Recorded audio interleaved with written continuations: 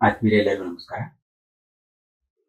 ಒಳ್ಳೆಯವರು ಅಂದ್ರೆ ಯಾರು, ಕೆಟ್ಟವರು ಅಂದ್ರೆ ಯಾರು, ಯಾರನ್ನ ಒಳ್ಳೆಯವರು ಅನ್ಬೇಕು, ಯಾರನ್ನ ಕೆಟ್ಟವರು ಅನ್ಬೇಕು, ಇದಕ್ಕೆ ತುಂಬಾ ಕಡೆ ತುಂಬಾ ರೀತಿಯಲ್ಲಿ ಹಲವಾರು ಅರ್ಥಗಳಿದೆ.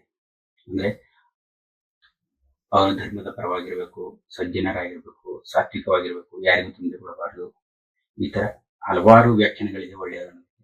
ಆದ್ರೆ ನನಗೆ ಒಂದು ವಿಚಾರ ಬಂದಿದ್ದು ಏನಂತಂದ್ರೆ, ನಮ್ಮ ನಿತ್ಯ ಜೀವನದಲ್ಲಿ, ಡೈಲಿ ಲೈಫ್ ಅಲ್ಲಿ ನಾನು ಕಂಡುಕೊಂಡಿರುವಂತದ್ದು ಏನಂತಂದ್ರೆ, ಸಾಮಾನ್ಯವಾಗಿ ಯೂಶುವಲಿ ನಮ್ಮ ಮಾತನ್ನ ಯಾರು ಕೇಳ್ತಾರೆ ಅವ್ರನ್ನ ಜನ ಒಳ್ಳೆಯವರು ಅಂತ ಬಿಂಬಿಸೋದಿದೆ. ಅಂದ್ರೆ ನಮ್ಮ ಇಚ್ಛೆಗೆ ವಿರುದ್ಧವಾಗಿ ನಡ್ಕೊಳ್ತೇನೆ, ನಾವು ಹೇಳಿದ್ದನ್ನೆಲ್ಲ ಸರಿ ಅಂತ ಹೇಳ್ಕೊಂಡು ಹೋದಾಗ ಅವ್ರನ್ನ ಒಳ್ಳೆಯವರು ಅಂತ ಕರಿತೀವಿ.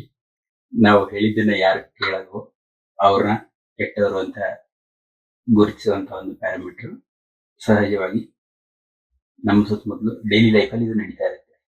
ಅದಕ್ಕೆ ಇದರ ಬಗ್ಗೆ ನಿಮ್ಮ ಅಭಿಪ್ರಾಯ ಏನು?